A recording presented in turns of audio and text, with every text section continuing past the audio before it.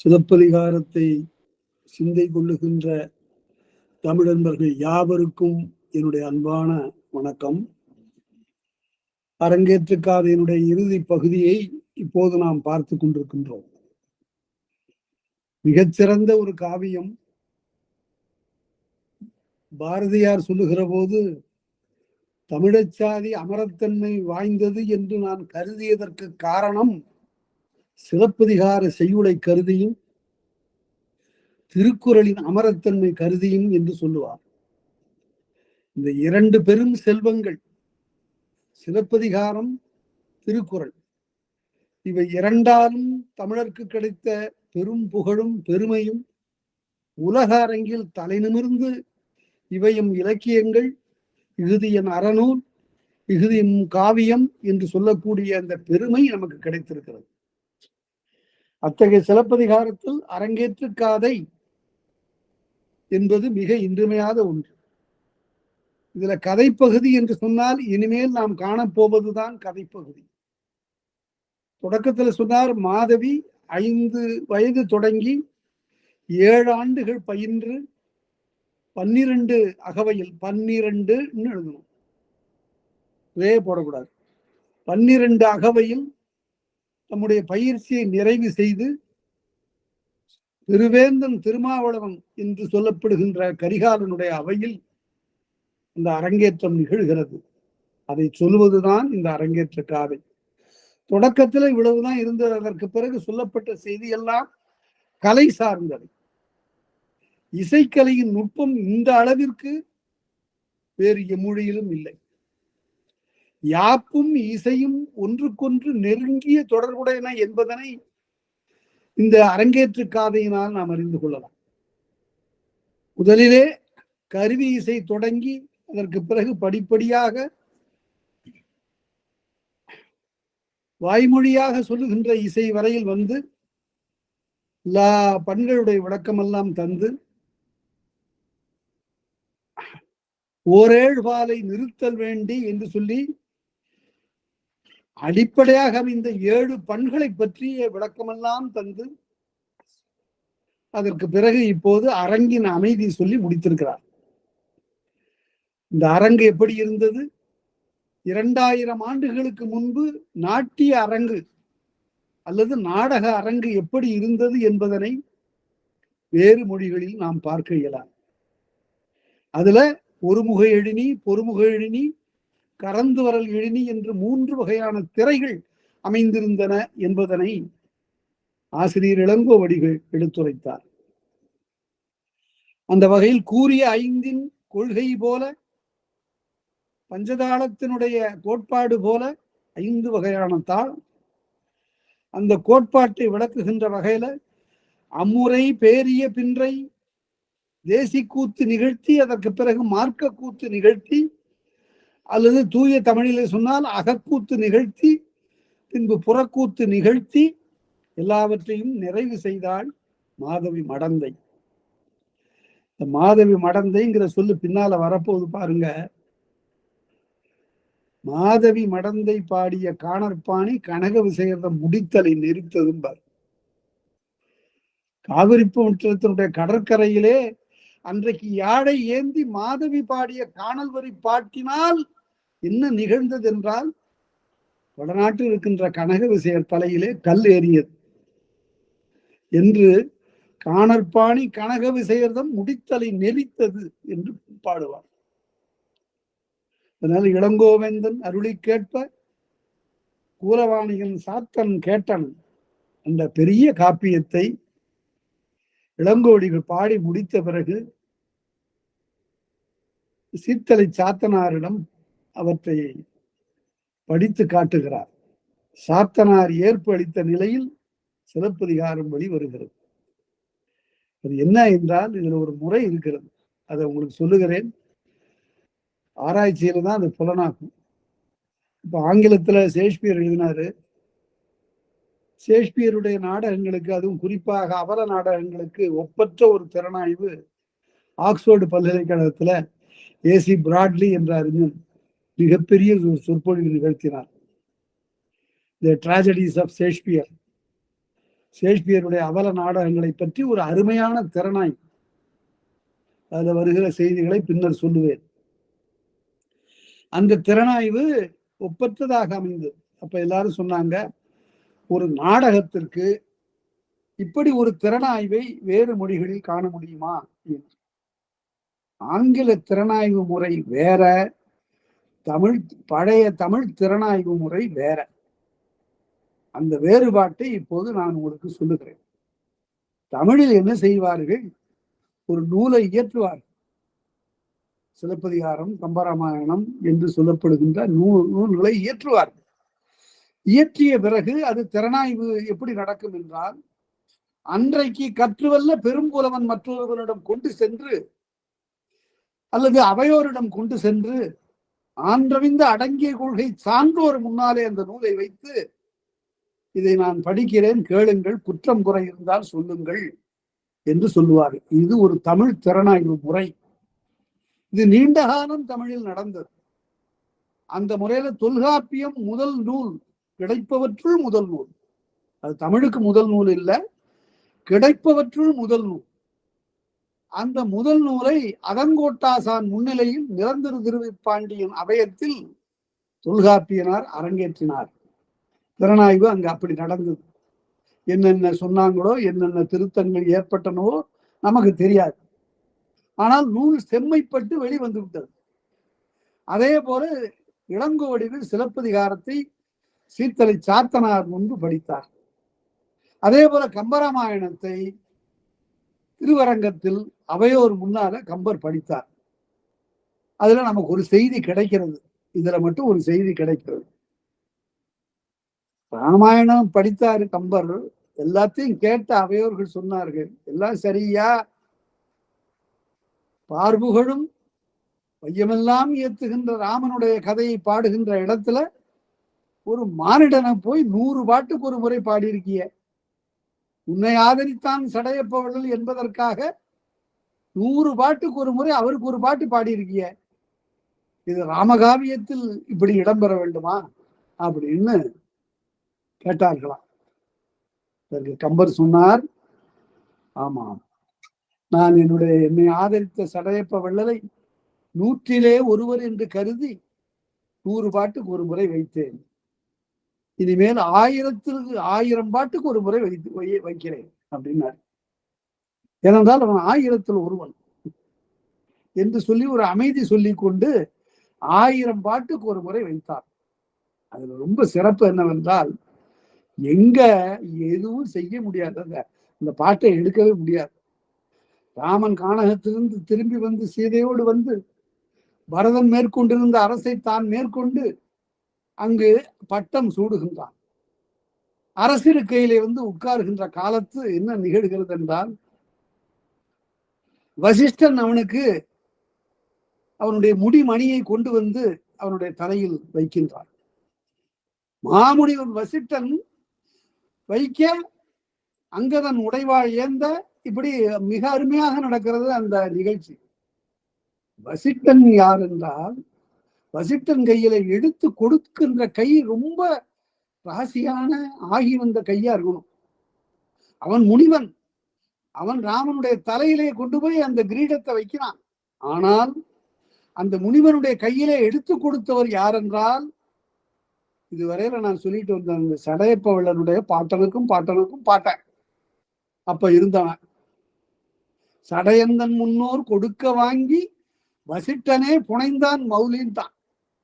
இதுக்கு மேல வேண்டியதே இல்லை. இந்த இடத்தை எடுக்கவும் முடியாது, இந்த பாட்டை எடுக்கவும் முடியாது. இதுதான் தமிழ் திறனாய்வு முறை என்பதை அன்பு கூர்ந்து எல்லாரும் நினைவில் வைத்துக் கொள்ளுங்கள். இதை பற்றி விரிவாக ஆராயலாம். எழுதுகிறவர்கள் எழுதுங்கள், ஆராய்ச்சி கட்டுரை எல்லாம் எழுதலாம். அதனால அவ்வாறு இயற்றப்பெற்ற சிலப்பதிகாரம் சாத்தனார் கேட்டார். சாத்தனார் எளிமையான புலவர் இல்லை, மிகப்பெரிய புலவர். மணிமேகலை படிக்கின்ற போது அதனுடைய மாண்பு நமக்கு சரியாக விளங்கும். அதுல பல புதுமைகள் எல்லாம் நிகழ்ந்திருக்கின்றன. சிலப்பதிகாரம் ஒரு வகையில் உயர்ந்தது என்றால் மணிமேகலை இன்னொரு வகையில் உயர்ந்தது. அது மிகப்பெரிய ஒரு பேரறத்தை எடுத்து சொல்லக்கூடிய ஒரு பெருநூல், பெருங்காப்பியம். காணார் கேளார் காண்முடப்பட்டோர் பேணுநருள்ளோர் பிடிநெடுக்குற்றோர் யாவரும் வருக என்று இசைத்து அங்கு உடன் ஊட்டி. அந்த காலத்துல யாராருக்கு உணவு இட வேண்டும் என்று சொல்லுதான் பாருங்க. அமுத சுரபி கிடைச்சு போச்சு, அள்ள அள்ள உணவு வருகிறது. அப்போது காணார் கேளார் கால் முடப்பட்டோர் பேணுநருள்ளோர் பிடிநெடுக்குற்றோர் யாவரும் வருக. அதனால தக்கார்க்கே தர்மம் செய்யணும். இந்த கோட்பாட்டை சாத்தனார் ரொம்ப அருமையா சொல்றார். அப்படிப்பட்ட நூல்ல அவருடைய தமிழ் உணர்வை பாருங்க. எல்லாவற்றையும் தமிழ் ஆக்குவார். வட சொற்களை எல்லாம் தமிழாக ஆக்கி படைப்பார். 4 வகை சத்தியங்கள் 10 வகை நிதானம் என்று வடமொழியில் சொல்லப்பட்ட எல்லாவற்றையும், பாலி மொழியிலே சொல்லப்பட்ட எல்லாவற்றையும் அருமையான தமிழ் சொற்களால் ஆக்கி காட்டுவார். கடைசி 29, 30 2 காதை எடுத்து பாருங்க. இந்திய சமயங்களுடைய சாரம் அத்தனையும் அதுல இறங்கியிருக்கும். அதனால்தான் அதற்கு உரை எழுதி கொண்டு வந்த மணிமேகலைக்கு நாட்டார் பெருமான் உரை எழுதினார். சிலப்பதிகாரத்துக்கு எழுதியது போல எழுதினார். கடைசி காலத்துல 2 காதை மிஞ்சு போச்சு, எழுதல, இறந்துட்டார். பிறகு அந்த பகுதி உரை எழுதப்படாமல் இருந்ததை பேராசிரியர் அவ்வை துரைசாமி பிள்ளை அவர்கள் அந்த 2 காதைகளுக்கும் உரை எழுதினார். அது அவ்வளவு செறிவானது. எல்லா சமயங்களுடைய சாத்திர நுட்பங்களை எல்லாம் எடுத்து சொல்லக்கூடிய ஒரு உயர்ந்த பகுதி. நான் மணிமேகலையிலிருந்து வேறு சில செய்திகளை சிலப்பதிகாரத்தில் பொருந்தும் இடங்களில் எடுத்து காட்டுவேன். கூறிய 5 கொள்கை போல பண்ணு பின்னையும் அம்முறை பேரிய பின்றை. இது ஒரு சொல், அரிய சொல் வருகிறது. பேரிய பின்றை, ஆடிய பிறகுன்னு பொருள். பேரியங்கிற சொல் வேற எங்கேயும் காணும். ஆடி முடித்த பிறகு பொன்னியல் பூங்கொடி புரிந்துடன் வகுத்தன. ஒரு பொன்னால செய்த ஒரு பூங்கொடி அப்படியே எப்படி அசையுமோ அப்படி அசைந்தாள் இந்த மாதிரி. பொன்னியல் பூங்கொடி புரிந்துடன் வகுத்தன. பூங்கொடி கூத்து நிகழ்த்தியது மாதிரி இருந்துதான். அவ்வாறு ஆடி நாட்டிய நன்னூல் நன்கு கடைபிடித்து காட்டினாள். நாட்டியத்திற்கென்று அமைந்த ஒரு இலக்கண நூல் தமிழிலே இருந்தது. அந்த இலக்கண நூல் சொல்லக்கூடிய நெறியெல்லாம் எடுத்து காட்டுகின்ற வகையில் இந்த அரங்கினில் தன்னுடைய கலை நிகழ்ச்சியை அவள் எடுத்து காட்டினாள். அதனால ஆதலின் காவல் வேந்தன் யாரு? திருமாவளவன்.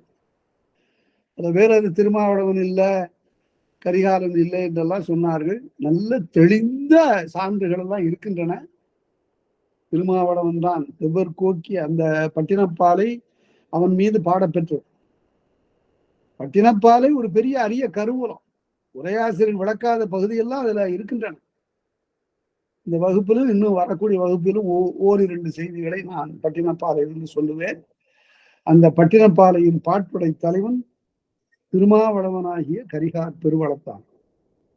அதுக்கெல்லாம் காரண பெயர் தான், எல்லாமே காரண பெயர்கள். திருமாவளவன், கரிகார் பெருவளத்தான் எல்லாம் காரண பெயர்கள். ஆதலின் காவல் வேந்தன் இலை பூங்கோதை இயல்பினின் வடாமை.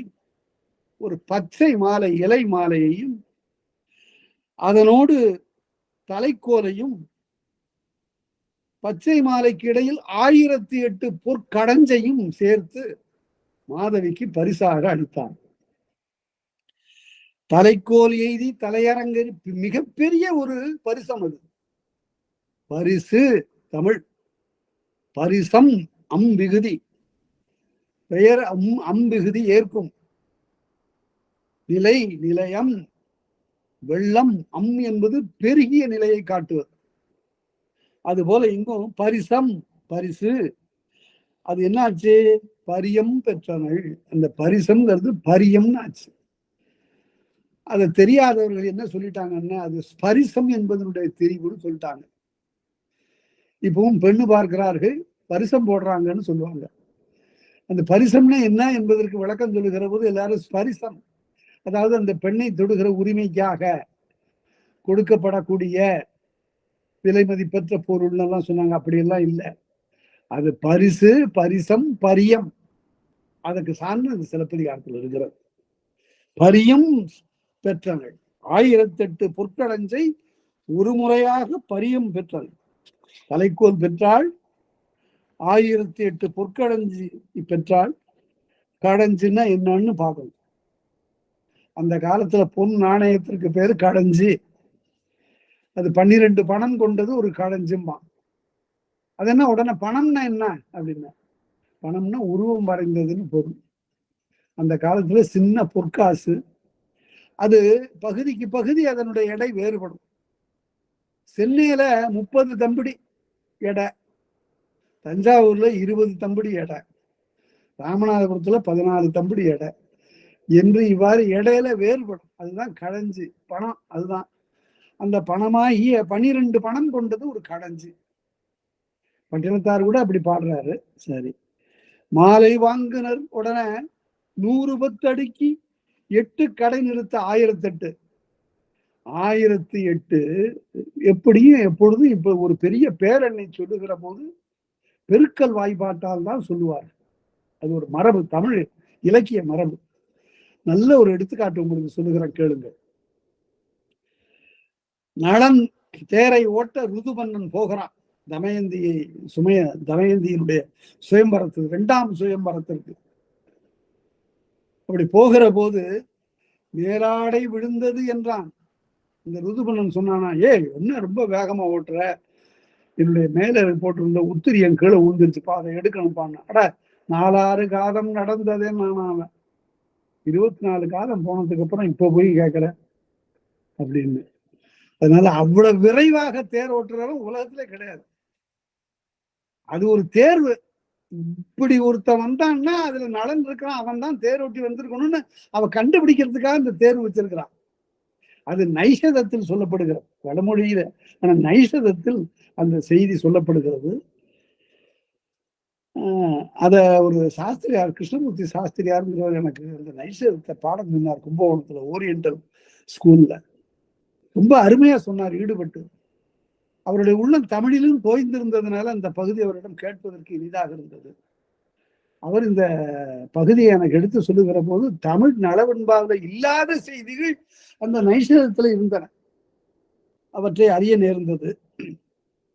மாலை வாங்குனர் வீருயர் பசும்பொன் பெறுவது இம்மாலை. இந்த இடத்துல ஒரு நாகரிகம் இருக்கு பாருங்க, என்ன பண்பாடு. 1008 பொற்கடஞ்சுள்ள மாலையை மாதவிக்கு பரிசாக திருமாவளவன் அளித்த பிறகு அந்த மாலையை வீருயர் பசும்பொன் பெறுவது இம்மாலை. இந்த மாலையினுடைய மதிப்பு என்னன்னா 1008 பொற்கடஞ்சு. மாலை வாங்குனர் சாலுமம் கொடிக்கென. இந்த மாலை வாங்குகிறவர்கள் மாதவிக்கு உரியவராக பொருந்துவர் என்று சொல்லி மாணவர் நோக்கி மான்போலும் வெளிப்படைத்த ஒரு கூணிகை கொடுத்து. இந்த இடத்துலயும் நாம சிந்திக்கணும். உரையில இல்லாத பல செய்திகள் ஆங்காங்கு நான் சொல்லுவதற்கு காரணம் உரையினுடைய விரிவு. அது வேற ஒன்றும் இல்லை. உரையிற்கோடல்ங்கிறது ஒரு உத்தி. உரையில எல்லா செய்திகளும் சொல்லுவார்கள். ஆனா அந்த காலத்துல எழுதுகின்ற நிலையில ரொம்ப மிகுதியாக எழுதியிருக்க முடியாது. அதனால அந்த விரிந்த செய்திகளை எல்லாம் இங்கு சொல்லப்படும். மானமர் நோக்கி மான்போலும் விழிவுடையாள். இந்த கூனின்ன உடனே யாரோ ஒருத்தர் ரொம்ப கூணர் கிளவியாக கையில கோல் ஊன்றி கொண்டு வரக்கூடியவளாக சித்தரிப்பார்கள். அப்படி இல்லை. அவள் மான்போலும் விழிவுடைய இளமை படைத்தவள். அவ இந்த மாலை எடுத்து கொண்டு போய் ஆனா அவளுடைய உடல் உறுப்புகள்ல கூணல் இருக்கு. இது போன்ற பெண்களைத்தான் அந்த புறங்களில் அல்லது பெரிய மகளிருடைய இல்லங்களில் பணிக்கு வைத்துக் கொள்வார்கள். அரசருடைய அந்த புறத்தில் ஊமைகளை பணிக்கு வைத்துக் கொள்வார்கள். அவங்க போய் வெளியில செய்திகளை சொல்லக்கூடாதுங்கிறதுக்காக. அப்படி இருந்து சைகை வழியா சொல்லிட்டு வந்துடுவான். அதனால அப்படிப்பட்ட ஒரு அது பின்னால வரும், வழக்குரை காதையில அந்த செய்தி வரும், அங்க விளக்கி சொல்லுவேன். நகர நம்பியர் திரிதரு அருகில். நகரத்தில் இருக்கிற பெரும் செல்வ நம்பிகள் அங்குமிங்குமாக திரிவார்கள். அவர்களுக்கு வேற பொழுதுபோக்கு கிடையாது. அதாவது செல்வ மிகுதியினாலே அவர்கள் தாம் பொழுதுபோக்குவதற்கு நகரத்தினுடைய மைய இடங்களை தேர்ந்தெடுத்து அங்கே சுற்றி கொண்டிருப்பார். அவங்களுக்கு பேர் தான் விடலைன்னு பேரு. இந்த விடலைன்னா காளை இருக்க, அது திமிர்த்த காளை அப்படியே திரியும். அது போல இவர்களும் நகர்ப்புறங்களிலே திரிகிறார். நகர நம்பியர் திரிதரு மருகில்,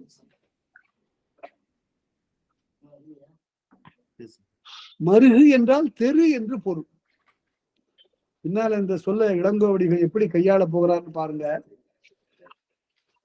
கண்ணகி அங்கிருந்து கணவனை இழந்த பிறகு மதுரை விட்டு செல்லுகிற போது மதுரை வீதிகளிலே நடக்கிறார். அப்போது இளங்கோவடிகள் சொல்லுவார், மருகிடை மருகும் கவலையிற் கவலும் இயங்கலும் இயங்கும் மயங்கலும் மயங்கும்பார். மருகிடை மருகும், இந்த சொல்லுக்கு ரெண்டு பொருள் இருக்கு. மருகுன்னா தெருன்னு ஒண்ணு, இன்னொன்று மயங்குதல் என்று ஒரு பொருள். என்ன ஐயா மருகிற அப்படின்னா என்ன, ரொம்ப அப்படி இப்படின்னு இரண்டு வகையாக நடந்து கொள்கிறான்னு பொருள்.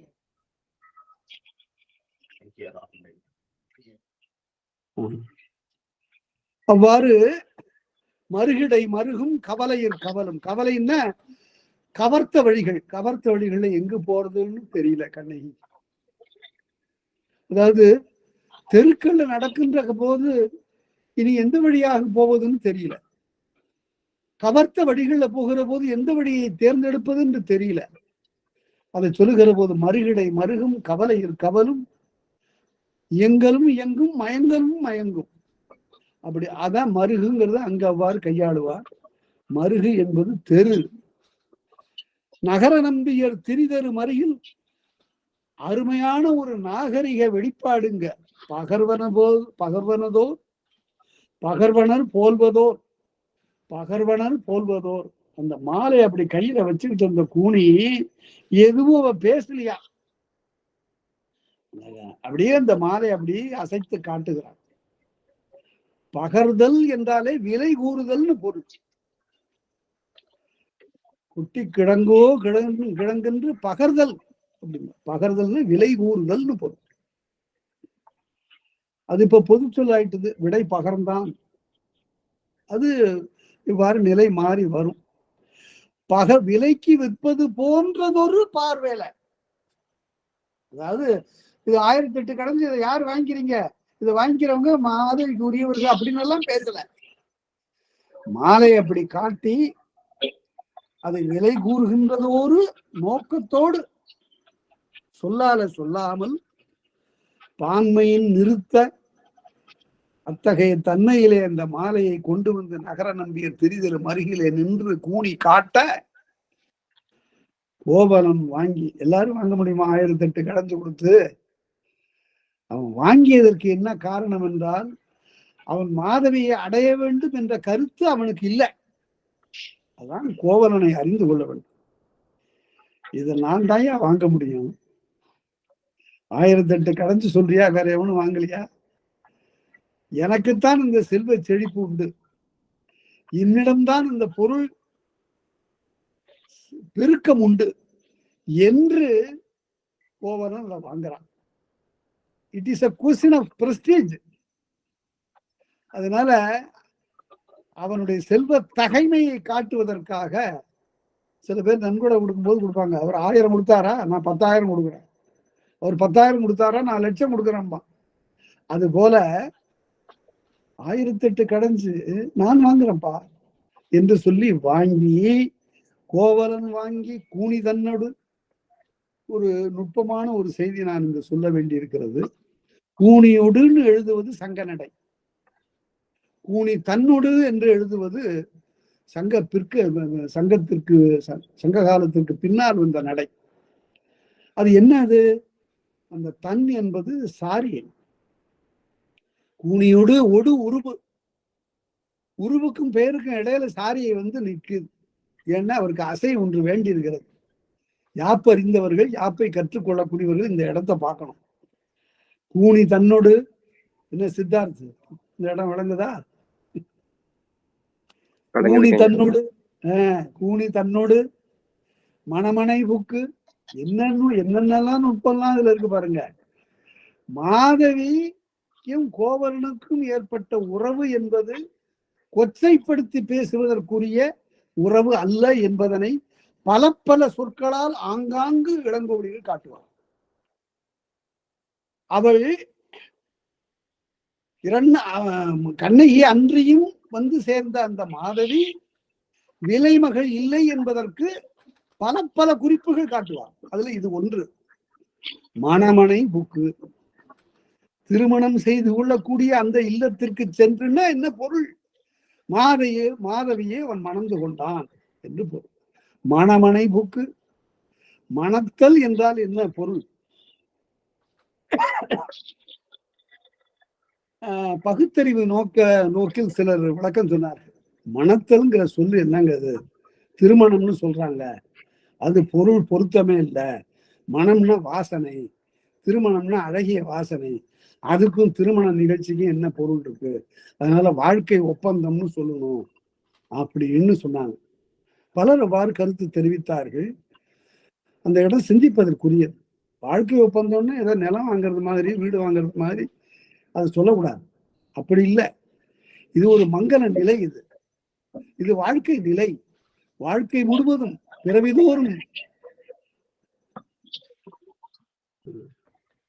பிறவிதோறும் ஒன்றுகின்ற அந்த வாழ்க்கையில அதை போய் ஒரு ஒப்பந்தம் என்று சொல்லுவது, ஒப்பந்தம்னா நீக்கி கொள்ளலாம்ங்கிறது மாதிரி ஆயிடும்.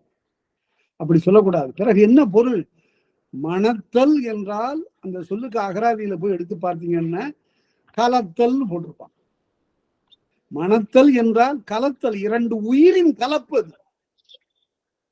மணத்தல் கலத்தல். அதுக்கு நேர் எதிர்ச்சொல் எது? தணத்தல். தணத்தல் என்றால் பிரிதல். காதலனும் காதலியும் களவு காலத்து பழகுகிறார்கள். அப்போது அவன் சொல்றான், நான் கொஞ்ச நாளைக்கு வெளியூர் போய் படிச்சுட்டு அல்லது பொருள் ஈட்டிட்டு திரும்ப வர்றேன் என்று சொல்கிறான். அந்த மாதிரியான பிரிவுக்கு பெயர் ஒரு வழி தணத்தல். தற்காலிக பிரிவு, ஒரு வழி தணத்தல். பிறகு பெரிய பிரிவு வரும். திருமணமான பிறகு மனைவியை வீட்டுல விட்டுட்டு அவன் போய் வெளிநாடு சென்று பொருள் ஈட்டி கொண்டு வர போவான். அது பிரிவு, பாலை என்று அதற்கு பெயர், பாலை பிரிவு. இவ்வாறெல்லாம் அதனை பகுத்து காட்ட வேண்டும். மணமனை புக்கு மாதவி தன்னோடு, மறுபடியும் ஒரு சாரியை, மாதவியோடுன்னு வந்தா சீர் நிரம்பாது என்பதனால அவ்வாறு அமைத்துக் கொண்டார். அணை உருவைகளின், அப்படி அணைகின்ற காலத்து அயர்ந்தனன் மயங்கி, அதாடா முற்றச்சம், இதுதான் அயர்ந்தனன் மயங்கி. அப்படின்னா அயர்ந்தனன்கிறது வினைமுற்று, அதுக்கு பிறகும் தொடர்ந்தால் அதுக்கு பேர் முற்றச்சம். சிலப்பதிகாரத்துல பல இடங்கள்ல முற்றச்சம் வரும். இந்த காதையிலேயே பல இடத்துல வருகிறது, காட்டுவேன். விட்டாள் எரிந்தாள் விலங்கிளையான் பாரு. கண்ணகி மதுரையில என்னுடைய மார்பை திருகி எரிகிற காலத்து விட்டாள் எரிந்தாள். அதுல ரெண்டு வினைமுற்று வந்தா என்ன பொருள்? விட்டாள் எரிந்தாள் என்பது விட்டு எரிந்தாள் அர்த்தம் பொருள். விட்டு என்பது வினையச்சம், அதாவது முற்றச்சம். அந்த இடத்துல விட்டாள் எரிந்தாள் என்பது முற்றச்சம். அதுபோல இங்கேயும் அயர்ந்தனன் மயங்கி, மயங்கி அயர்ந்தனன், அதாவது அவனுக்கு வேற நினைவே இல்லாமல் போய்விட்டது மாதவியோடு வாடுகிற காலத்தில். விடுதலறியா விருப்பினாயினும், அதாவது நீங்க முடியல அவனால. அத்தகைய ஒரு விருப்பம், பெரு விருப்பம் மாதவி பால் கொண்டான். சரி, இந்த இடத்துல ஒரு வினா வரும். அந்த வினாவிற்கு விடையாக பேராசிரியர் மு வரதராசனார் அவர்கள் ஒரு கட்டுரை எழுதினாங்க அந்த காலத்துல. இந்த கட்டுரை இப்ப கிடைக்கல. அதனுடைய செய்தியை நான் சுருக்கமாக சொல்லுகிறேன். யாருங்க?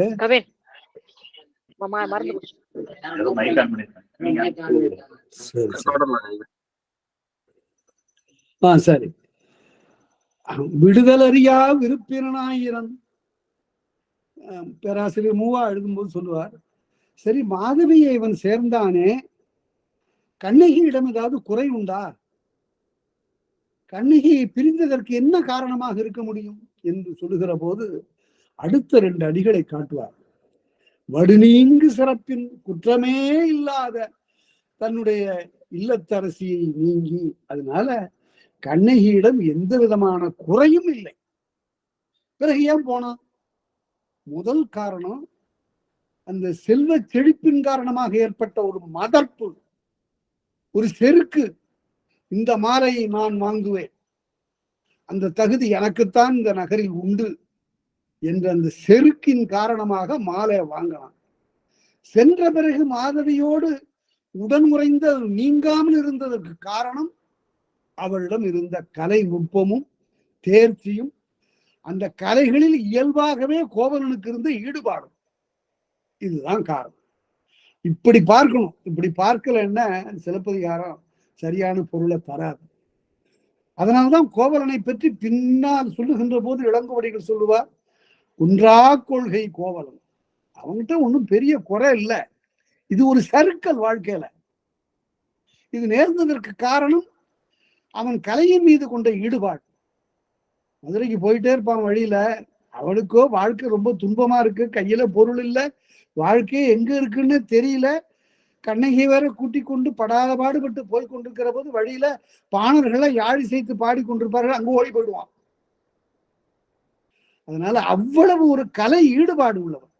பேராசிரியர் மூவா எழுதிய, போன வகுப்புல நான் சொன்ன சிலப்பதிகாரம் குறித்து சில நூல்களை நான் சொல்லுகிறேன், நீங்கள் படியுங்கள் என்று.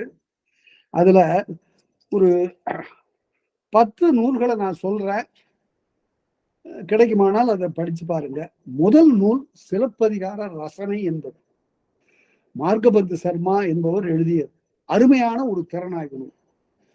சிலப்பதிகார ரசனை என்று அதற்கு பெயர். மணிவாசகர் பதிப்பகத்தினுடைய வெளியீடு, சென்னை.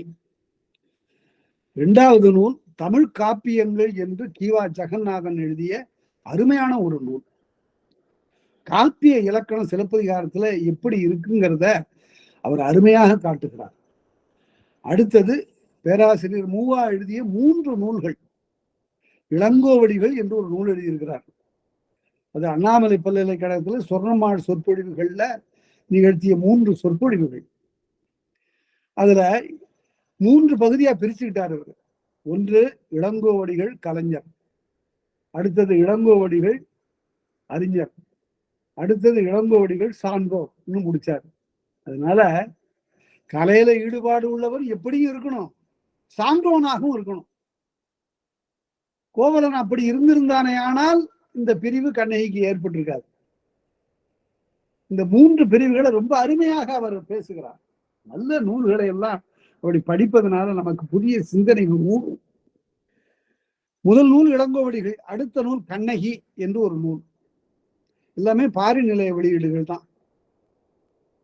3வது மாதவி என்று ஒரு நூல். இந்த 3 நூல்களும் நல்ல திறனாய்வு நூல்கள். அடுத்தது இரட்டை காப்பியங்கள் என்று சிலப்பதிகாரத்தையும் மணிமேகலை இணைத்து பதிப்பித்து முன்னால ஒரு ஆராய்ச்சி கட்டுரை எழுதியிருப்பார் எங்க பேராசிரியர் வாசுபா மாணிக்கம். அருமையான ஆய்வு கட்டுரை. அதுல மாப்போசியினுடைய ஒரு கட்டுரைக்கு கூட மறுப்பாக ஒரு செய்தி தெரிவித்திருப்பார். மிக ஆழமான ஆராய்ச்சி. அடுத்தது சிலம்பு செல்வம் என்று சிலம்பு செல்வர் மாப்போசி எழுதியது. சிலப்பதிகார திறனாய்வு என்று இன்னொரு நூல். 2 நூல்களும் மாப்போசி எழுதியது. 3வது வரையில படித்த ஒருவர் காந்திய நெறியிலிருந்து சிறைக்கு போனதுனால இந்த சிறையில கடந்த காலத்துல சிலப்பதிகாரத்தை படித்து தேறி அதற்கு பிறகு ஊரூர் தோறும் சென்று சிலப்பதிகார நயத்தை எல்லாம் எடுத்து சொன்ன அவர்கள் சிலம்பு செல்வர் என்று பாராட்டப்படுவதற்கு முற்றிலும் உரியவர். இலக்கண நோக்கில் அவர் பார்க்கல சிலப்பதிகாரத்தை, ஆனால் இலக்கிய நோக்கில பார்த்த மிகச்சிறந்த ஒரு திறனாய்வை அவர் நிகழ்த்தி இருக்கிறார். அடுத்தது காவிய காலம் என்று வையாவரி பிள்ளை அவர்கள் எழுதிய ஒரு நூல். வையாவரி பிள்ளை பலருடைய மறுப்புக்கெல்லாம் ஆளானவர். ஆராய்ச்சி திறன் படைத்த ஒரு பெரும் பேராசிரியர்.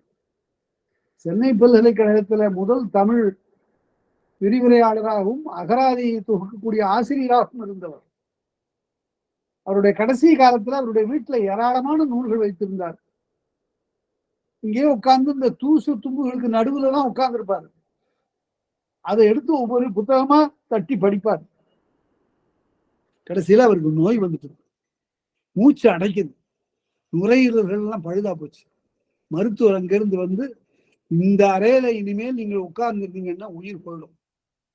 அதனால இந்த புத்தகத்து உறவு உங்களுக்கு வேண்டாம். வெளியில போய் பெரிய அறை இருக்கு, அங்க உட்கார்ந்துருங்க, அங்க பொழுதுபோக்குனதுக்கு அது என்னால முடியாது. என்னுடைய சொச்ச காலமும் அங்கதான் போயாகணும்ட்டார். அவ்வளவு ஒரு பெரிய ஈடுபாட்டோடு படித்தவர் அவர். அந்த வையாபுரி பிள்ளை பற்றி இன்னும் பல செய்திகள்லாம் இருக்கின்றன, அதை பின்னால சொல்லுவேன். அதனால அவர் எழுதிய நூல் கடைசியா பெரும்பேராசிரியர் தேப்போ மீனாட்சி சுந்தரனார் எழுதிய காணல் வரின்னு ஒரு நூல். அது கொஞ்சம் புரியாது, என்ன ரொம்ப ஆழமான செறிவான செய்தி. இந்த காணல் வரிங்கிற ஒரு பகுதியை எடுத்துக்கொண்டு அதுல வரக்கூடிய ஒவ்வொரு வரிப்பாட்டையும் அவருடைய நோக்கில பல மொழிகள் படித்தவர், பன்மொழி புலவர். அவர் எழுதுகின்ற வாக்கிய அமைப்பிலே பார்த்து அந்த பல மொழிகளுடைய சாயல் வந்துடும். அதனால நமக்கு சில சமயத்துல பொருளை அறிந்து கொள்வது கடினமா இருக்கும். இந்த 10 அல்லது 11 நூல்களை நீங்கள் வாய்ப்பு வருகிற போது படித்து பாருங்கள். இன்னும் மற்ற நூல்களை அடுத்தடுத்த வகுப்புகள்ல சொல்லுவேன். அனைவரு வைகளின் அயர்ந்தனன் மயங்கி விடுதலறியா விருப்பினாயினும் வடுதீங்கு சிறப்பின் மனையகம் மறந்த. இந்த மனையகம்ங்கிற சொல்லுக்கு பேராசிரியர் மூவா ஒன்று எழுதுவார். ஒருவருக்கு ஒரு நகர்ல எத்தனை வீடுகள் இருந்தாலும் அவர் வீடு எங்க இருக்குன்னு கேட்டா அவருடைய மனைவி இருக்கிற வீட்டை தான் சொல்லணும். அதான் மனையகம்னு பேரு. மனையகம்ங்கிற சொல்லுக்கு அப்படி ஒரு பொருள் எழுதுவார் மூவா. ரொம்ப முற்றிலும் பொருத்தமானது. அவருக்கு நிறைய வீடுகள் இருக்கலாம், அப்படியே இருந்தாலும் என்ன வீடுன்னு சொல்லுவாங்கிறது உங்களுக்கு தெரியும். அதனால மனையகம் என்பது இந்த அகம்ங்கிற சொல்லு அவ்வளவு ஆழமானது. அவர் தனக்குரிய மனைவியோடு ஒருவன் ஒருத்தி என்ற அந்த இல்லறம் புரியக்கூடிய அந்த வீட்டுக்கு பேர் தான் மனையகம். மனையகம் மறந்து, இந்த மறந்துங்கிற சொல்லுக்கு ஒரு எழுதுவார் நயம். துறந்து இல்லை மறந்துன்னாரு. கண்ணிகை அவன் துறந்து விடவில்லை, மறந்துட்டான் கொஞ்சம் என்று மறந்தன். அதான் அந்த மாதிரி நூல்களை எல்லாம் கொஞ்சம் பாருங்க. ஏன்னா எனக்கு ஐயா அவர்களிடம் மூவாவிடம் ரொம்ப ஈடுபாடு உண்டு. வாழ்க்கையில காந்தியத்தை முழுமையாக கடைபிடித்தவர்கள் தான் அவர்கள்லாம். பேராசிரியர் தேப்போமி, பேராசிரியர் மூவா, பேராசிரியர் வாசுபா மாணிக்கம் எல்லாம் காந்திய நெறியில நின்றவர்கள். அதனால அவர்கள்லாம் அந்த இலக்கிய அவர் பார்த்த அந்த இலக்கிய நோக்கு பின்னாளில் இப்போதெல்லாம் அப்படியெல்லாம் இல்லை. அதனால அவற்றை நீங்க பாருங்க. அவளை சேர்ந்து அப்பொழுதிருந்து நீங்க முடியாதவனாக இருந்து தன்னுடைய மனைவியை மறந்தவனாக இருந்தான். வடுநீங்கு சிறப்பின் தன் மனையகம் மறந்தன். அது என்ன மறந்து முடிஞ்சு போச்சு என்கிறது ஆசிரியப்பா இப்படித்தான் முடிய வேண்டும் என்ற இலக்கணத்துக்கு தகுந்தாற் போல என் என்ற அசையோடு முடிந்தது. அதனால இவ்வாறாக அரங்கேற்று காதை நிறைவுற்றது. பழைய காலத்துல ராமாயணம் படிப்பார்கள். ராமாயணம் ஒவ்வொரு படலமாக படித்துக் கொண்டு போவார்கள். கடைசியில ராமன் முடிசூடக்கூடிய அந்த நிறைவு நாள் வருகின்ற போது எல்லாரும் ஒரே மகிழ்ச்சியாக ஏதோ ராமனே அன்றைக்கு முடிசூடி கொள்வதாக கருதி அதை கொண்டாடுவார். என்ன தவறு எதற்காக சொல்லுகிறேன் என்றால், ஊரூர் தோறும் நாம் ராமாயணத்தை எவ்வாறு சொன்னோமே, சிலப்பதிகாரத்தை சொன்னோமா, சங்க இலக்கியத்தை சொன்னோமா, ஆனால் அதை ஈடு செய்தது என்னவென்றால் கம்ப ராமாயணத்தை சொன்னோம். கம்பராமாயணத்தின் வழியாக தமிழ் நெறியை சொன்னோம். பல இடங்கள்ல வால்மீகியிலிருந்து கம்பர் வேறுபட்டிருக்கிறார். ஒரு இடம் நான் படித்த போது நான் வால்மீகி ராமாயணத்தோடு ஒப்பிட்டு பார்த்தேன். மொத்தம் 63 ராமாயணங்கள் வந்திருப்பதாக ஆராய்ச்சியாளர்கள் எழுதுகிறார்கள். அதுல ஒரு வேடிக்கையான ஒரு செய்தியை நான் உங்களுக்கு சொல்றேன். இது ஒன்றும் ஆராய்ச்சிக்குரியது இல்லை. சாலகர்னு ஒருத்தர் ராமாயணம் எழுதினாரு மராட்டியத்துல. அதுல ராமன் காட்டுக்கு போகும்போது சொல்லுகிறான் சீதையிடம், சீதை நீ இங்கே அரண்மனையிலே இரு, நான் காட்டிற்கு போய்விட்டு வர்றேன், காடு நீ வருவதற்குரிய இடம் இல்லை அப்படின்னு சொல்லுகிற போது சீதை சொல்லுகிறாளாம், எல்லா ராமாயணத்திலையும் சீதை காட்டுக்கு தானே போயிருக்கிறா, இதுல மாத்திரம் என்ன வேறுபாடா இருக்கணுமான்னு கேட்கலாம். இது எவ்வளவு ஒரு வேடிக்கையான ஒரு குறிப்பு பாருங்க. ஆக சீதை எல்லா ராமாயணத்தையும் படிச்சிருக்காங்கிறது தெரியுது. அதுபோல பல வகையான செய்திகள் நமக்கு ராமாயணத்தை பற்றி இருக்கின்றன. ஆனால் ஒரே ஒரு செய்தியை சொல்லி இந்த அரங்கேற்று காதையை முடித்துக் கொண்டு அடுத்த காதைக்கு போகும். அதாவது கார்காலத்தில் சொன்னவாறு சுக்ரீவன் தன்னுடைய படைகளை கொண்டு வந்து ராமனுக்கு உதவி செய்யாமல் போய்விட்டான். சொன்ன சொல் பிழைத்தல் என்பது ராமனுக்கு ஆகாது. ராமனிடம் 3 அறங்கள் இருந்தன. ஒன்று, ஒரே பானம். எதா இருந்தாலும் சரி, ஒரு அம்புதான், அதிலே முடிவு ஏற்பட்டுள்ளது. அதே போல ஒரு சொல் தான், சொன்ன சொல், அதுல இருந்து மாறக்கூடாது. இன்னொன்று, மனைவி ஒருத்தி தான், அதுல இருந்து பிறழ்வது இல்லை. இந்த 3 அறங்களை சொல்லுவதுதான் ராமகாதை என்பதனை கம்பராமாயணம் அழுத்தமாக சொன்னது போல பிற ராமாயணங்கள் சொல்லவில்லை. அந்த செய்தி, அதுல ஒரு செய்தி, சுக்ரீவன் படை கொண்டு வரவில்லை என்ற உடனே சினவயப்பட்ட ராமன் இலக்குவனை அனுப்பி போய் அந்த கிட்கந்தையை பெயர்த்து வாழ்ந்தான். அவ்வளவு கோபக்காரன் ராமன், அவ்வளவு குணங்கள் நிறைந்தவன். பிறர் செய்ய தவற அவன் பொறுக்க முடியல. அதுதான் நேர்மையான நெஞ்சமுடையவன். அங்கிருந்து இலக்குவன் போறான். இலக்குவன் போகும்போது எல்லாம் தவிடு பொடி ஆகிட்டு இருக்கலாம் போற வேகத்துல. அங்கிருந்து சென்று இந்த குதிரையின் மீது அவன் விரைந்து போகிற காலத்துல அனுமன் பார்த்தான். ஐயோ, இவன் வந்தானே ஆனால் இந்த கிட்கந்தை அழிந்து போய்விடும். இப்ப பார்த்து இந்த சுக்ரீவன் மது மயக்கத்துல கிடக்குறான், இவனை எழுப்ப முடியல. ஐயா, ஒரு பெரிய அழிவு வந்து கொண்டிருக்கிறது. வருகிறான் சீறி சிறந்து இலக்குவன், என்ன செய்வது? எப்படி இந்த கிட்கந்தையை காப்பாற்றுவது? நீ இப்படி கிடக்கிறாயே என்று சொல்லி புலம்பி பயனில்லை. உடனே அந்த நிலையில வாலியினுடைய மனைவி தாரையை போய் பார்க்கிறான் அனுமன், சொல்லின் செல்வனாகிய அனுமன். இந்த இடத்துலதான் பெரிய வேறுபாடு இல்லை. தாரை எப்படி இருக்கிறான்னு, குரங்கு தாரை எப்படி இருக்கிறான்னா உடம்பெல்லாம் வெள்ளை ஆடையை பொறுத்து கொண்டு கைம்பெண்ணாக இருக்கிறார். இந்த காட்சி வால்மீகி ராமாயணத்துல கிடையாது. அங்கு அவ குரங்காகவே இருப்பாளே தவிர கைம்பெண்ணாக இருக்க மாட்டான். ஆக குரங்கு ஒடுக்கமே கொடுத்து அமைத்த தாரையினை ஒரு குலமகளாக கொண்டு வந்து நிறுத்தி கணவன் இறந்து விட்டான் என்று கைமை நோன்பு நோக்கக்கூடியவளாக மாற்றி காட்டி இருக்கக்கூடிய நிலையை நாம் உணர வேண்டும். எதுக்காக அப்படி இருக்கிறா அப்படின்னா அதுக்கு ஒரு காரணம் இருக்கு. அந்த வெள்ளை ஆடை போர்த்து இருக்கக்கூடிய, உடம்பெல்லாம் மறைய போர்த்து இருக்கக்கூடிய அந்த தாரையிடம் போய் அனுமன் சொல்லுகிறான், அம்மா, நீ நினைச்சாதான் இந்த கிட்கந்தையை காப்பாற்றலாம்.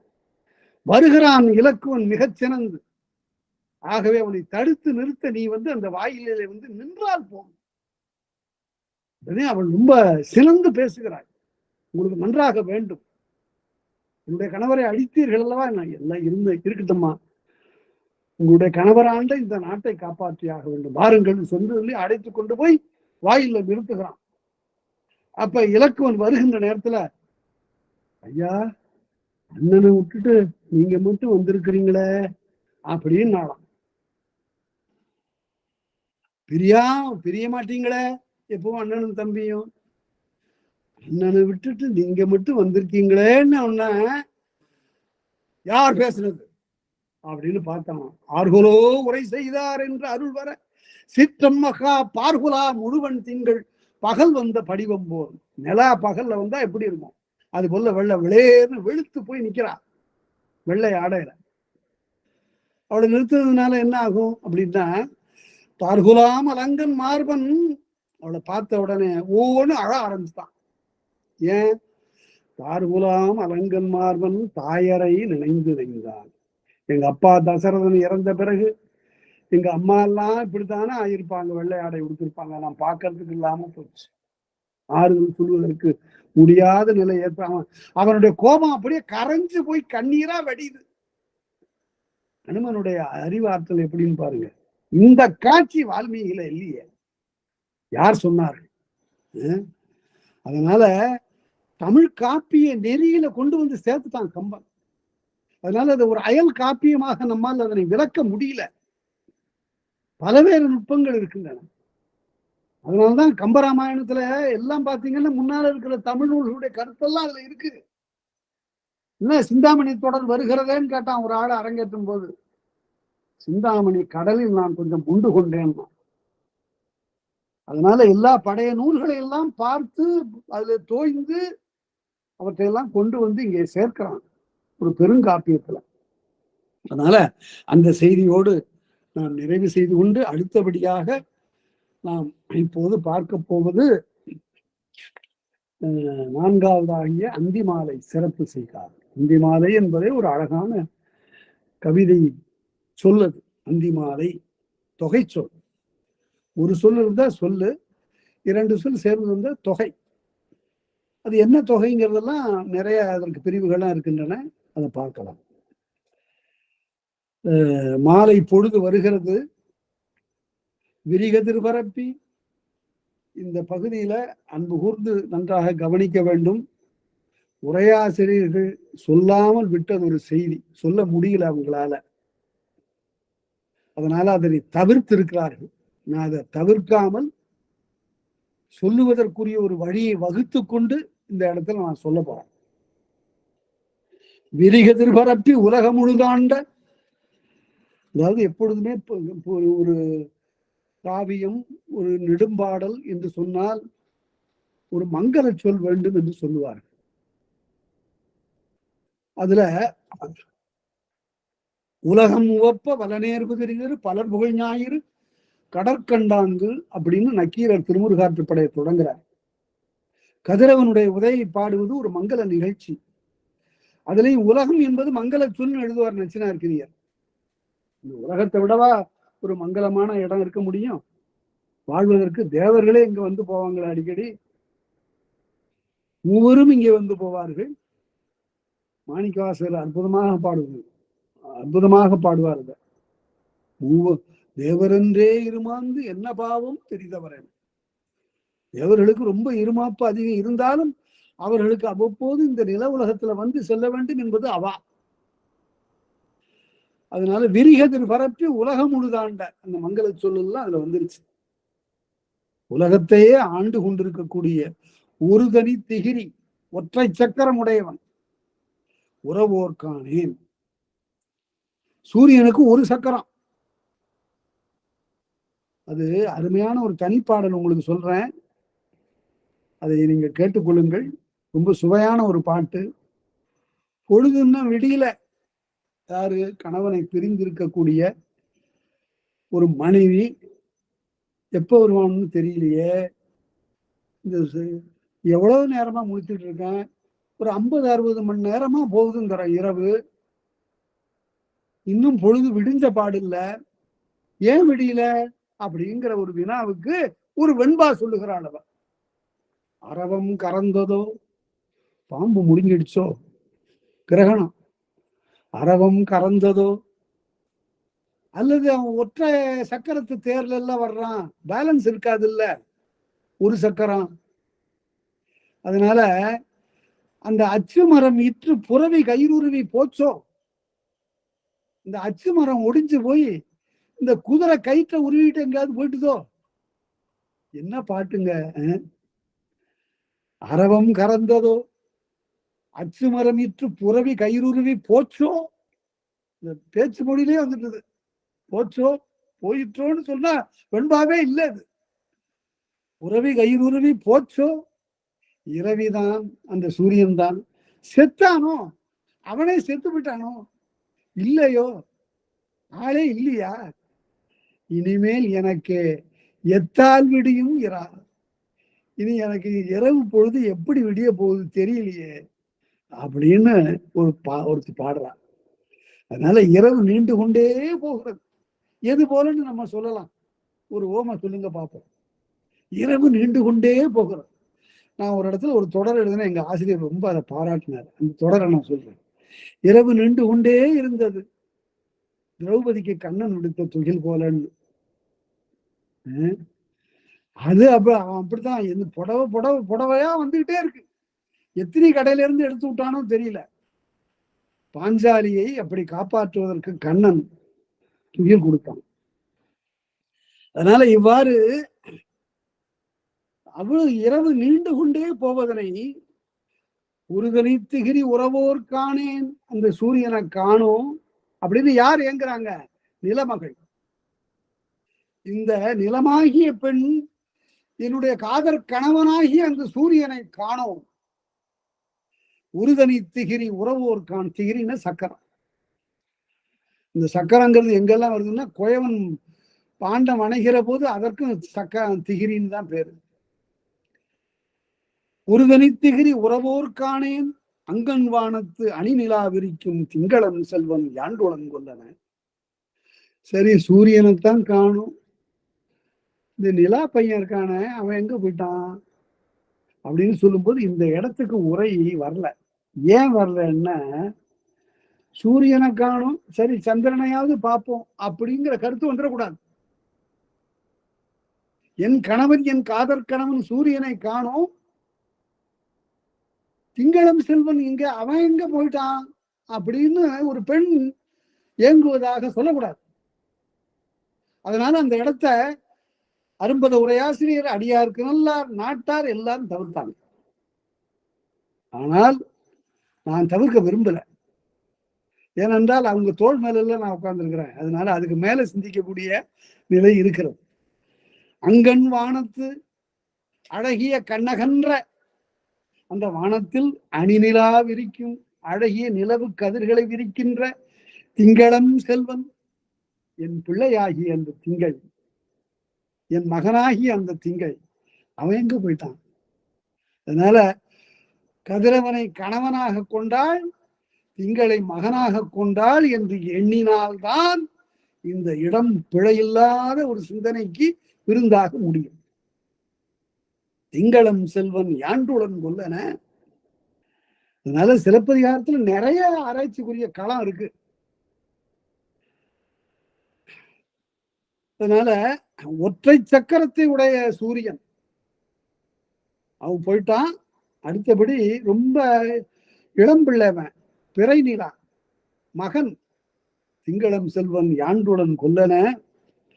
திசை முகம் பசந்து, 4 முகம் இருக்கு அவளுக்கு இந்த நிலத்துக்கு, கிழக்கு மேற்கு வடக்கு தெற்குன்னு. திசைமுகம் பசந்து, அதாவது இந்த 18 புராணங்களையும் நீங்க எப்பயாவது வாய்ப்பு கிடைச்சா படிங்க. ஒரு 2 ஆண்டுகள் ஆகும்.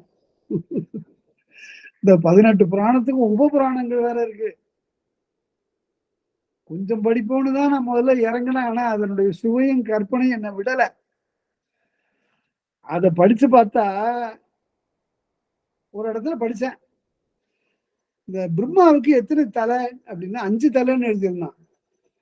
இல்லையா, பிரம்மாவுக்கு 4 தலை தானே சொல்லுவாங்க, 4 தானே பேரு, 5 தலைன்னு எங்க இருக்குன்னு அப்புறம் இப்படி பார்த்து கொண்டே வருகிற போது விஷ்ணு புராணத்தை பார்த்தேன், எனக்கு கிடைக்கல. சூரிய புராணத்தை பார்த்தேன், கிடைக்கல. கடைசியில இந்த 4 அவதார பெருமையை பற்றி சொல்லக்கூடிய நிலையில அங்க சொன்னா 5 தலை தான் இருக்குதான். அவனுக்கு என்ன தொழில்? படைப்பு தொழில். உலகத்தில் இருக்கிற எல்லா உயிர்களையும் அவன் தான் படைக்கிறான். அவனுக்கு ஒரு நாள் கொஞ்சம் ஓய்வு கிடைச்சது. இந்த ஓய்வுல உயிர்கள் அதிகமா அப்ப படைக்க பெறாத ஒரு காலம், குடும்ப கட்டுப்பாடு தீவிரமா இருந்திருக்கும் போல. அந்த நாளில் அவன் நினைத்தானா, உலகத்திலே அழகான ஒரு பெண்ணை படைக்கணும் அப்படின்னு. அப்படி படைத்தான் ஒரு பெண்ணை. பார்த்த உடனே அந்த அழகு அவனை வந்தவுடன், அவள் தான் கலைமகள். கலைமகளுடைய அழகை பார்த்தான். உன்னுடைய அழகு என்னை மயக்குகிறது, நான் உன்னை திருமணம் செய்து கொள்கிறேன். அவ சொன்னா, நான் உனக்கு மகள் இல்லையா, நீ தானே என்னை படைச்ச அப்படின்னு சொன்ன உடனே, அந்த முறையெல்லாம் மனிதர்களுக்கு தான், நமக்கு இல்லை, தேவர்களுக்கு கிடையாது. இந்த முறையெல்லாம் பார்க்கக்கூடாது அப்படின்னு அவன் மனம் செய்து கொண்டான் என்ற நிலையில் உடனே முனிவர்களுடைய பெரிய சாபத்திற்கு, இறைவனுடைய சாபத்திற்கு அவன் ஆளானான். சிவபெருமான் அங்கிருந்து வந்தான், செய்யத்தகாத செயலை நீ செய்து விட்டாய், ஆகவே உன் தலையை கிள்ளிடுறேன்னு ஒரு தலையை கிள்ளிட்டான். அந்த கிள்ளிய தலை என்ன ஆயிற்றுன்னு கேட்டா, அவன் பிராமணனா, நான்முகன் பிராமணன் ஆதலால், அப்படிதான் புராணம் சொல்லுகிறது, பிராமணன் ஆதலால் அது பிரம்மகத்தி தோஷம் இவனை பிடிச்சிக்கிச்சு சிவபெருமான. அவன் கையில அந்த தலை ஒட்டிக்கிச்சு, போக மாட்டேங்குது, உதறி உதறி பார்க்கறான், போகல. அதுல இருக்கிற ஊனெல்லாம் காஞ்ச பிறகு அதுவே மண்டையோடாக அவன் கைக்கு வந்தது. அதுவே அவனுடைய பிச்சை பாத்திரமாக இருந்தது. அதைக்குள்ள ஒரு பிச்சாடனராக மாறினான். இப்படி போகுது. இதுல இருந்து இன்னும் போக போக நிறைய இருக்குதுல, அவ்வளவு சொல்ல முடியாது. அதாவது இத ஒருத்தி அவ்வை என்ற ஒரு பெண்மகள் பாடுகிறாள் நம்முடைய இலக்கியத்துல. ஒரு கணவன் மனைவி 2 பேரும் இருக்கிறாங்களா. அந்த மனைவி அவன் அந்த கணவனை படாத பாடு படுத்துறார். என்னையா நீ அதை செய்ய மாட்டேங்கிற, இதை செய்ய மாட்டேங்கிறன்னு. அதை போய் விருந்துக்கு போன அவ்வை பாக்குறா. பார்த்துட்டு இந்த அரைக்கி இடம், இந்த அருமையான நல்ல மனிதன் படாத பாடு படுகிறானேன்னு பாடும்போது, அற்ற தலை போக இவளை படைச்சான இந்த நான்முகன், அவனை மாத்திரம் நான் பார்த்தேன், என்ன செய்வேன், அற்ற தலை போக அறாத தலை நான்கினையும் பற்றி திருகி பரியேனோன்னாலாம். போன தலை ஒண்ணு போக பாக்கி 4ஐயும் பறிச்சு தூக்கிறது. இப்படியா படைக்கிறது ஒரு பெண்ணை அப்படின்னு. அதனால தமிழ் இலக்கியத்திலையும் அந்த கருத்து, புராண கருத்து ஏறிவிட்டது. இடைக்காலத்தை அவை அதை அப்படி பாடுகிறாள். அதனால நிறைய அந்த புராணங்கள் எல்லாம் ஏராளமான கற்பனை. படித்து படித்து நான் ரொம்ப, மனிதனால இவ்வளவெல்லாம் கற்பனை செய்ய முடியுமா அப்படின்னு நான் நினைத்து வியப்பது உண்டு. அந்த புராணங்கள்ல இருந்து சில செய்திகளை பின்னால இயைவான இடத்துல நான் சொல்லுவேன். திசைமுகம் வசந்து செம்மலர் கண்கள் முழுநீர் வார, வாரனாவே நீட்சியாக வரன்னு பொருள், வாருனாவே நீண்டதுன்னு பொருள். முழுநீர் வார, முழுமையும் பணித்து உடம்பெல்லாம் பனி ஏற்ப, திரை நீராடை இருநில மடந்தை, இந்த அலைகடலையே ஆடையாக உடுத்திருக்கக்கூடிய நிலமகள், கணவனையும் காணும் மகனையும் காணும், இது என்ன ஆவது, இருள் சூழ்ந்து நிற்கிறதே என்று சொல்லி, திரை நீராடை இருநிலமடந்தை அரசு கிடுத்து அலம்பரும் அல்லற்காலை, நல்ல அரசு வரலையே ஒன்றும், நான் என்ன செய்வது, இருள் நிரம்பி இருக்கிறதே என்று சொல்லி கடலை ஆடையாக உடுத்த இந்த நிலமகள் வாடுகின்ற போது, அலம்பரும் அல்லற்காலை, அலம்பருதல் என்றால் அலமரல் பெருமரல் ஆயிரண்டும் சுழற்சின்னு நான் தொல்காப்பியர். அலமரல் என்றால் மனம் சுழலுதல், மனம் வருந்துதல். அலம்பரும் அல்லற்காலை, இந்த அல்லற்காலைங்கிற சொல்லெல்லாம் சங்க இலக்கியத்துல அருமையான இடத்துல. அல்லற்காலைங்கிற சொல்ல எப்படி சொல்றாருன்னா, கோப்பெருஞ்சோழன் சொல்றான், பிசிராந்தையார் வரப்போறியா, என்ன தேடிட்டு வருவாருங்க, அது எப்படி சொல்றீங்க, அவர் எங்கேயோ இருக்கிறாரு, நீங்க இங்க இருக்கிறீங்க, எப்படி வருவான், நல்ல காலத்துல எல்லாம் வரல அப்படின்னு சொல்றாங்க மற்றவங்க. அது சொல்லலாம், செல்வக்காலை நிற்பினும் அல்லற்காலை நில்லலாம். நான் வசதியா இருக்கிற காலத்துல வரலன்னா கூட, நான் இப்போது சாக போகிற நிலையில இருக்கிற போது என்னை பார்க்காமல் போக மாட்டாங்க அப்படின்னு சொல்றாரு. அல்லற்காலை, அந்த மனம் வருந்துகின்ற அந்த துன்ப பொழுதில் கரைகழு குடிகள், கரைன்னு இந்த இடத்துல வரின்னு பொருள், வரி பணம், திரை. கரைகழு குடிகள், வரி செலுத்தக்கூடிய, முறையாக வரி செலுத்தக்கூடிய குடிகளெல்லாம் வருந்த கையை தலையிலே வைத்துக் கொண்டு கதற, அரைபோகு குடிகளோடு ஒரு திறம் பற்றி வரி செலுத்தாம இன்கம் டாக்ஸை ஏமாத்தி வாழக்கூடிய அந்த குடிகளெல்லாம் வலம்படுதானை மன்னரின், நல்ல மன்னன் போயிட்டான், இருள் சூழ்ந்திருக்கிறது, இப்போது வந்திருக்கக்கூடிய இந்த குறுநில மன்னன் படாத பாடுபடுத்துறான், இந்த தீய குடிகளோடு முறையாக அரசனுடைய ஆணையை உட்பட்டு, ஆணைக்கு உட்பட்டு வரி செலுத்தாத இந்த குடிகளோடு சேர்ந்து நல்ல குடிகளை எல்லாம் வருத்தக்கூடிய இந்த காலத்தில், நல்ல மன்னர் இல்லா போதில் இவ்வாறு நிலத்துக்குரியவர்கள்லாம் வருந்தக்கூடிய இந்த காலத்தில், தாழ்துணை துறந்தோ தனித்துயரைத நிலமகள் எப்படி துயருகிறாளோ அதுபோல அந்த இரவு போதில் இருள் சூழ்ந்த அந்த காலத்தில் தனித்துயர் எய்த கணவனை பிரிந்திருக்கக்கூடிய பெண்களெல்லாம் தனித்துயர் அடைகின்ற காலத்தில் காதலர் புணர்ந்தோர் களிமகிழ் வைத கணவனோடு இருப்பவர்கள் எல்லாம் மிகுந்த மகிழ்ச்சியை அவர்கள் அடைய, இவ்வாறாக அந்த பொழுது போய்கொண்டிருக்கிறது. இரவு போது ஒரு பக்கம் துன்பம், ஒரு பக்கம் இன்பம் என்றவாறு இருமருங்கு உடையதாக இவ்வையம் இயன்றது என்று கூறி இந்த பகுதியை நாம பார்க்கிறோம். தொடர்ந்து அடுத்த வகுப்புல பார்ப்போம். இதனோடு நிறைவு செய்கிறேன். அனைவருக்கும் நன்றி. ஐயம் இருந்தா கேட்கலாம்.